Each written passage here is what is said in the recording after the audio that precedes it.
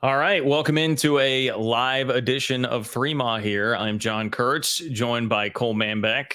No Derek Young today, but that's okay because we've got a couple very special guests coming up here in just a moment from the K-State football team to make an announcement that I think will make lots of K-State fans very, very happy. So we are very much looking forward to that. Cole, though, this of course brought to you by Riverbank Brewing Company, who's been great with us throughout the year at bringing you player interviews, this extra special version of a player interview and a couple of player interviews coming up. Of course, brought to you by them once again, and they've been really great partners through all of this, as has Wildcat NIL, but definitely want to give them some love here as we get rolling on the live edition. You guys have heard us talk about it all year. We've had, I think, 12 football players on the show throughout the year. One of the guys that's going to be appearing on the screen in just a couple minutes is actually a returning guest from this season's show, and it's all in partnership and conjunction with Riverbank Brewing and Council Grove. Just outstanding folks that you guys should go check out and support. An outstanding brewery, partnered with Wildcat NIL. And guys, I mean, I would just urge all of you, to think about Wildcat NIL, especially this time of year. They play a huge part in retaining current rosters in this era of the transfer portal. It's more important now than ever to contribute to Wildcat NIL, and they're the main collective for Kansas State. So you need to check out the great folks there. I mean, Curry Sexton, Pearson McAtee, those guys, outstanding K-Staters. Curry does the show with us, and they work their tails off to help support K-State student athletes, and they do this on the side of their regular job. So encourage everyone to go to catsnil.com, check out all the great work they're doing there. Support them. They got a lot of cool things going. They got a bowl pick'em challenge. Sign up for a membership at Wildcat NIL, and you enter that bowl pick'em challenge here before the first bowl game. You can win a Chris Kleiman signed football, and then also a K-State football jersey. You go to catsnil.com to find out on more information. But if you sign up for their membership program there for as little as $10 a month, you're supporting K-State student athletes, and you can do that bowl pick'em challenge, and the winner is going to win a Chris Kleiman signed football from Coach Kleiman or a K-State football jersey. So had to pitch and shout out Wildcat NIL, and then obviously Riverbank. They're going to have outstanding specials for the bowl game on December 28th. They're going to have a big New Year's Eve party from 7 p.m. to 1 a.m. For $75. You can go to riverbankbrewing.com, get tickets to that event. Seriously, guys, go check them out. They've been awesome to work with. It's been an amazing partnership. And encourage all of you to support businesses like Riverbank Brewing that are supporting K-State student athletes.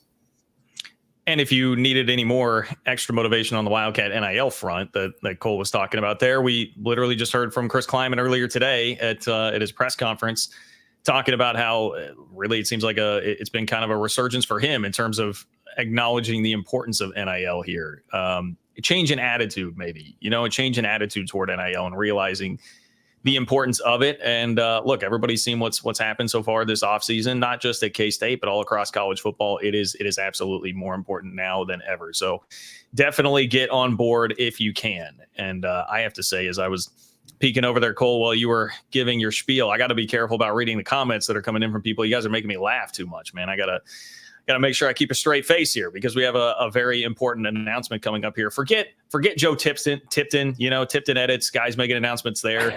We don't need Joe Tipton. We don't need any of that. We don't need CBS Sports Network. We don't need any of that stuff. We got Three Ma, all right? Three Ma is where real announcements happen.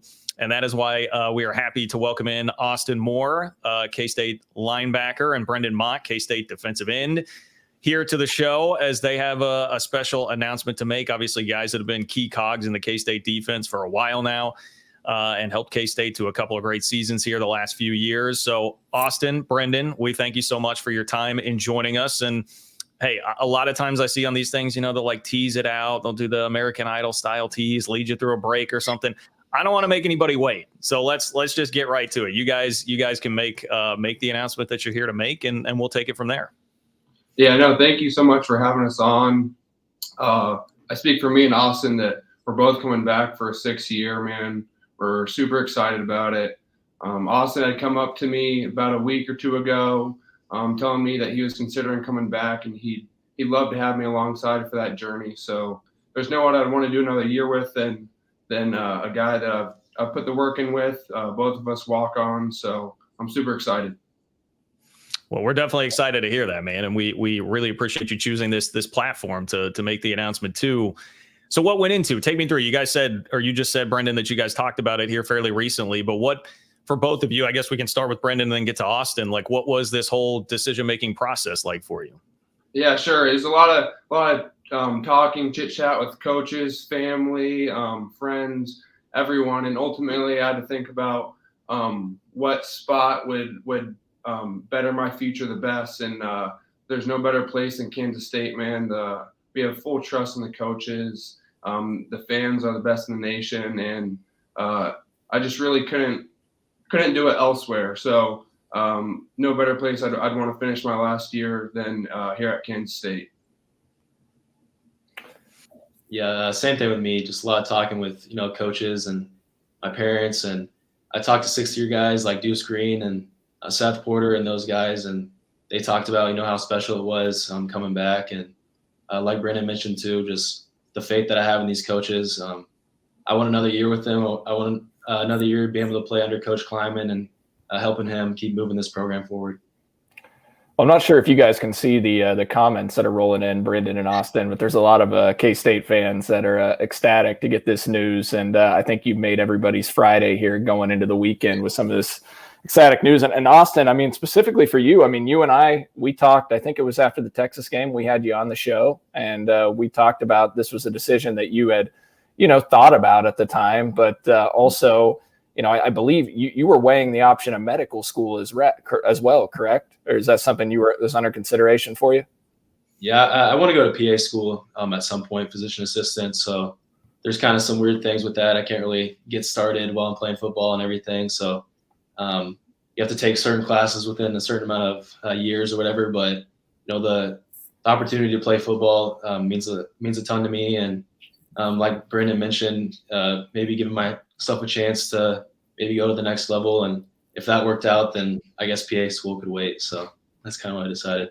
And Brendan, I mean, you are going to be the leader of this group moving forward. I mean, look, you guys obviously know Nate is moving on. Cody Stuffelbein, I believe, is also moving on. Duke's moving on with his college football career, which makes the news all the more merrier for Kansas State fans because, having a veteran guy like you coming back at the position, 6-year guy, is going to be so instrumental. But how do you kind of foresee yourself, leading these guys moving forward in your role on this team? Yeah, there's definitely a big leadership role. I mean, we have a fairly young defensive line, but guys that I have full faith in and confident in. Guys like Chidi, Uso, Damian, Donovan Ryman, just a bunch of young guys that have been putting in the work. And with me by their side, I think we can do a lot of great things next year. Yeah, I was going to ask too, Brendan, about Jordan Allen, another guy that I know fans are excited to see there too. Like, just take me through like what you think those young guys can bring to the table on the defensive line, and particularly at defensive end next year. Yeah, those guys are extremely talented. Jordan, Ryan, super athletic guys, still very new to the game, but they have a lot of moments in practice where they jump out at you on film at practice where you're like, well, those guys are going to make some plays one day for sure. And Austin, I would ask you too, maybe not just about the linebackers, but anybody else, like young players that you're seeing really step up right now. I know bowl practice can be an opportunity for some younger guys for sure, as the roster's in a bit of transition. But whether it's offensive linemen or guys that you're playing with on the defensive side of the ball, who are you seeing stand out right now? The first one that comes to mind is Jack Fabris. I think he's gonna have a big opportunity going into this bowl game. And then Cam Salas, he's kind of made the transition to linebacker lately, and he's doing a great job. I mean, hasn't had a whole lot of experience taking on offensive linemen and blocks, but he's been destroying blocks and making plays, and those two guys are the main ones that stand out to me. How's Asa doing, Austin, with his recovery at the linebacker position? And then obviously we know Jake unfortunately went down about a month ago, but what have you seen in terms of the rehab or heard from those guys and how they're recovering and their future? Yeah, Asa, he's coming along fast. Just working out with him yesterday in the weight room, and he's gone through an ACL before, I think, in high school, maybe his freshman year. So, he knows what to expect, and I've been in the training room and seen him work. So, same thing with Jake. He's my roommate, so see him a lot, see him walking around, and I know he was down a little bit at the beginning. Just, it's tough. I was down for him too, but his mood has definitely gotten better, and he's definitely excited to get back. I've tried to explain to people that have asked about this, like, look, I mean, it's just the current nature of college football right now. You're going to have transfers every single offseason. And K-State has been no different here, double-digit transfers that have hit the portal. But, for those that have questions about, what does this mean for the locker room and the culture and what's going on there? Like, we'll start with you, Austin, and then I'm curious Brendan's thoughts too here. But what would you tell fans who do see the high transfer number and worry about that? What is the locker room and the culture like right now?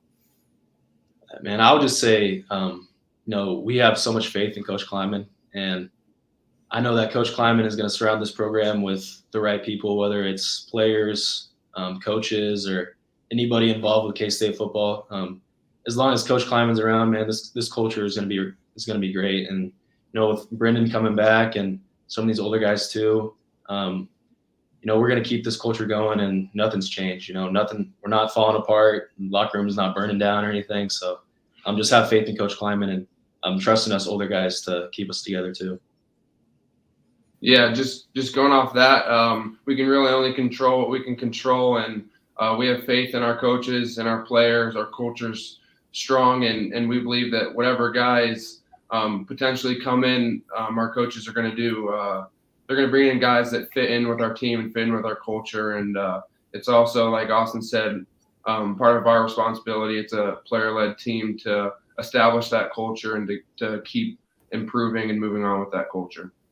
We saw Coach Kleiman say at his press conference today, guys, the culture is still incredibly strong. And as John, as you alluded to at the beginning of this show, when we went live, I mean, he talked about the NIL space and how they're really embracing that now at Kansas State and Wildcat NIL. So before we continue on, also have to give a shout out to Home Field Apparel. For you guys that listen to the shows frequently, go check them out as they support us as well. Go to homefieldapparel.com. You can score 15% off. Get stocked up for the holidays here. Maybe you're giving a gift for Christmas. Get your retro K-State gear. More than 40 items to choose from.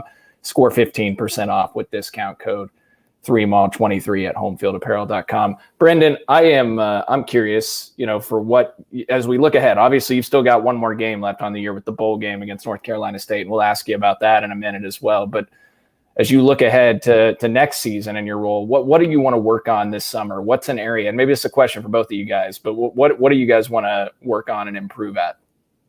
Yeah, I'd say the biggest thing for me is my size and strength. I came here a really small, skinny kid, and I put on a lot of weight, but I still have a long journey and ways to go, and I'm confident that throughout this month and throughout this winter and spring and moving on to summer, that's the biggest thing for me, and I'm confident that with that, it'll make me that much better of a player. Is there a certain size you want to get to, or a certain weight, Brendan? I'd say anywhere from 250 to 255 would be ideal. Kind of the same question for you, Austin. What's maybe a focal point for you looking ahead? I want to become a lot more effective in the pass game. I feel like there's times where I've done a decent job, I guess, in the run game at times, but I need to be way more effective in the pass game, whether that's pass rush or whether it's just zone dropping. So that's going to be a big focus for me this offseason. You guys headed to the Pop-Tarts Bowl in Orlando. It's the first time K-State's played a bowl game in Florida. NC State, an opponent that K-State has not seen very often. You guys have not seen in your career. What's the excitement level? We'll start with you, Brendan. What's the excitement level just for you guys getting ready to gear up to play that bowl game? Yeah, no, we always enjoy traveling, going to the bowl games, especially in Orlando. It should be a fun time, and our fans always travel extremely well to the bowl game. So we're excited to make that stadium purple. Yeah, I'm super excited to play NC State. I know Coach Kleiman and all of our defensive coaches are pretty close with their defensive staff. So we've got to watch quite a bit of film of their defense, and we've actually kind of taken some things from them and applied it to our defense. So I'm excited to get to play them. Because they run a similar defense, right, Austin, to what you guys do. I mean, John brought this to my attention when we were previewing North Carolina State, but Tony Gibson came from West Virginia, kind of had instilled that 3-3-5 defense that had given some teams fits in this league in the past. So it does sound like you guys probably take some similarities away from what they're doing and some of the unique things. And I'm sure you guys are looking forward to playing in the warmth of Orlando versus the last game that you had in the snow against Iowa State.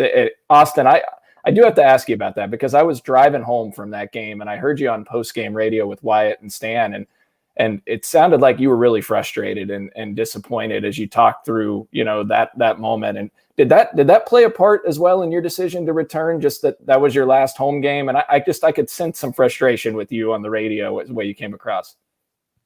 Yeah, I think it did. I kind of had my mind made up a little bit before that I wanted to come back, but I didn't want that to be how my last game at K-State went, and I kind of was at the point where a few weeks after I was thinking, I can let this eat up at me. I can let this be how K-State fans remember me at K-State, or I could use this as a fuel and motivation for the future, and come back, next year back in the Bill, and never have a game like that again and be better. So I think it did play a part for sure. I was going to ask about Avery Johnson. Obviously, the fans are really excited for the Avery Johnson era to start, and tons of respect, obviously, to Will Howard and everything he did at K-State. But you guys have seen him in practice. We've seen him some out on the field in games. I'll start with you, Austin. Just what do you think Avery is going to bring to the table? How ready will he be for this moment in the bowl game? He's definitely going to be prepared. I mean, since he's gotten here, he spends a ton of time up in the facility, watching film, meeting with coaches, and that dude is special. He's the real deal. I figured that out the first time I got to watch him in captain's practice, just players only. I'm watching him run around, and then last Saturday and Sunday, being on the field with him, trying to blitz, and he'll just step up in the pocket and take off. So it would suck to have to be on defense playing against him. So I feel for any team having to prepare for him. Yeah, Brendan, what's it been like for you trying to defend Avery Johnson in practice? Yeah, I love my boy Will Howard, and I wish the best for him. And against Avery in practice, like, we'll have some plays where when we pass rush, we can kind of win inside or out because we know that we have a linebacker spy. But with Avery, sometimes that's not an option, because even if you have a spy, he's got that speed and athleticism to outrun that. So I'm super excited for this opportunity for him, and I can't wait for K-State fans to see what he can put on the field. And just one more on Avery, and Brendan, I'll just throw this to you. I mean, you just talked about his speed and his athleticism. When we had him on 3-ball about halfway through the season on this type of show, one of the things he said, the negative connotation was him that, he can only run at that time. You guys, I'm sure, have seen him sling the ball all over the field in practice, but maybe you could speak to his arm and what he brings to the table there. Oh, yeah, I'll go ahead. What comes to mind is fall camp. There was a play where Avery was scrambling to his left, and he threw the ball about 60 yards in the air, just perfect over the shoulder pass to his receiver. And Coach Standard was in meetings, and he just stopped the play and rebounded a few times, and he just stopped and he said, "Wow." And Coach Standard isn't someone who's really gonna, give the offense too much credit when he doesn't have to. And I knew from then, I mean, that play is special. I haven't seen anyone else make that throw. So he's got a crazy, crazy arm for sure. And John had asked you guys a few minutes ago, he brought up the offensive line. But look, you guys obviously have your offensive line that's going to play in this bowl game, all the returning guys that came back this year and delivered a heck of a season up front. But a lot of them are moving on. And so I think a lot of fans have a question about the guys up front that may potentially fill the voids of guys that'll be departing, Cooper, KT, all of those guys. Well, what have you seen from some of those young guys up front? Maybe some guys that you feel like have a bright future up there. Yeah, I'm super confident in our offensive line, because I think that the older guys that are departing after this year have really set a great example of what it takes to be a leader and a starter on this team. And guys like John Pastore, Andrew Leingang, like Sam Hecht, guys like that, super confident in their abilities and to take over that role when it's their time. Well, I got to ask the question that's on everybody's mind before we get out of here, and that is, look, you're playing in the Pop-Tart Bowl. A lot of discussion about Pop-Tarts. What is? We'll start Austin Moore. What is Austin's favorite Pop-Tart flavor? I'm gonna have to go with the s'mores, toasted. I've had that for breakfast a few times in middle school, so I'll go with the s'mores. Okay, I gotta Brendan. say, I gotta say either cookies and cream or hot fudge sundae. Those gotta be my top two. So what is this? You guys like you can the mascot is edible, John? Is that right? Like, so the Supposedly, winning. yes. Has there been discussion about that you guys could like take a bite out of a Pop-Tart on the field after this thing's done? I don't know, but I think if the defense gets a stop or a turnover or something, that's got to be our go-to is go straight to the mascot. You're just gonna go take a bite right out of the mascot. That'd be like the turnover chain, or you guys are just gonna go bite off the mascot. That would be awesome. Yeah. So, Exactly. All right. Well, hey, guys, we really appreciate you taking the time to do this with us. We're thrilled that you're coming back. Thank you for everything that you've done for K-State football, and look forward to seeing what you'll continue to do for K-State football next year. Appreciate you. Thank you guys for very having much. us. appreciate you guys. All right, everybody.